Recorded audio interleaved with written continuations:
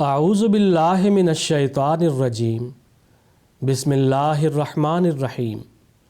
ناظرین کرام، السلام علیکم ورحمۃ اللہ وبرکاتہ۔ درس از ملفوظات سیدنا حضرت اقدس مسیح موعود علیہ الصلاۃ والسلام، جلد سوم، مسیح ناصری کے متعلق مروجہ عقائد کا نتیجہ۔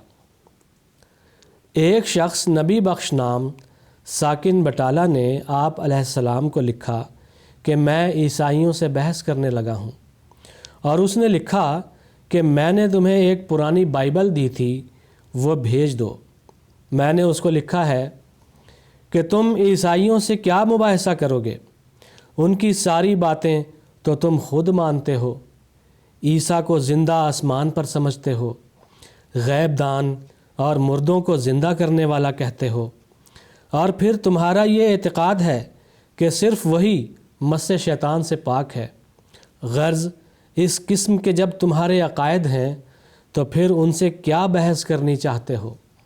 اس سلسلے کے بغیر اور کوئی صورت عیسائیوں سے مباحثے کی نہیں رہی۔ ہمارے مخالفوں نے تو اقبالی ڈگری کرا لی ہوئی ہے اور ان کے تمام عقائد باطلہ کی تائید کی ہوئی ہے۔ مسیح علیہ السلام کے روح منہ ہونے کی حقیقت۔ فرمایا، مسیح کو جو روح اللہ کہتے ہیں اور عیسائی اس پر ناز کرتے ہیں کہ یہ مسیح کی خصوصیت ہے، یہ ان کی صریح غلطی ہے۔ ان کو معلوم نہیں کہ قرآن شریف میں مسیح پر روح اللہ کیوں بولا گیا ہے۔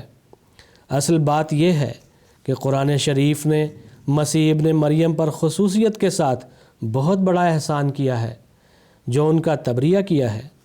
بعض ناپاک فطرت یہودی حضرت مسیح کی ولادت پر بہت ہی ناپاک اور خطرناک الزام لگاتے ہیں، اور یہ بھی ہے کہ بعض ولد اس قسم کے ہوتے ہیں کہ شیطان ان کے پیدائش میں شریک ہو جاتا ہے۔ اس لیے اللہ تعالیٰ نے حضرت مسیح علیہ السلام اور حضرت مریم کے دامن کو ان اعتراضوں سے پاک کرنے کے لیے اور اس اعتراض سے بچانے کے لیے جو ولد شیطان کا ہوتا ہے، قرآن شریف میں روح اللہ کہا۔ اس سے خدائی ثابت کرنا حماقت ہے، کیونکہ دوسری جگہ حضرت آدم علیہ السلام کے لیے نفخت فیہ من روحی بھی تو آیا ہے۔ یہ صرف تبرئہ کیا ہے، لیکن جو لوگ اس حقیقت سے واقف نہیں ہیں وہ ان سے خاک بحث کریں گے۔ 17 اکتوبر سن 1902 عیسوی، بروز جمعۃ المبارک، بعد نماز مغرب و عشاء، میاں احمد دین صاحب اپیل نویس گجرانوالا سے حسب الحکم حضرت اقدس علیہ السلام تشریف لائے۔ ان کے اتنی جلدی تشریف لانے پر حضرت اقدس علیہ السلام نے فرمایا کہ ریل بھی ایک عجیب شے ہے۔ ایک خارق عادت طور پر انسان کہیں کا کہیں جا پہنچتا ہے۔ ایک شخص نے اپنی آنکھوں کے مرض سے شفا پانے کے لیے دعا کی درخواست کی۔ حضرت اقدس علیہ السلام نے فرمایا، اچھا کریں گے۔ پھر فرمایا، یہ تمام آنکھ، کان، ناک وغیرہ اللہ تعالیٰ کی امانتیں ہیں۔ انعام کی بھی کیا عجیب راہ اختیار کی ہے۔ اگر ایک آنکھ جاتی رہے تو کس قدر بلا نازل ہوتی ہے۔ پنجاب میں طاعون کی ترقی۔ پھر حضرت اقدس علیہ السلام نے نواب محمد علی خان صاحب سے طاعون کا حال مالیر کوٹلہ کی طرف دریافت فرمایا۔ نواب صاحب نے جواب دیا کہ کچھ شروع ہے مگر کم۔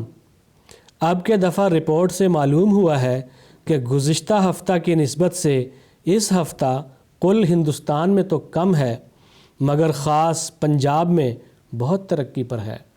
حضرت اقدس علیہ السلام نے فرمایا، پنجاب ہی بگڑا ہوا ہے، کوئی اس کا سر تو دریافت کرے۔ طاعون کے ذکر پر فرمایا، حکماء نے لکھا ہے، الطاعون هو الموت، جس کے آثار ردی ظاہر ہوں، رنگ سیاہ ہو جاوے اور جلد جلد موت ہو تو وہ بلائے آسمانی ہوتی ہے، ورنہ مشابہ بالطاعون گلٹیوں کا ہونا اور بخار کا ہونا طاعون نہیں۔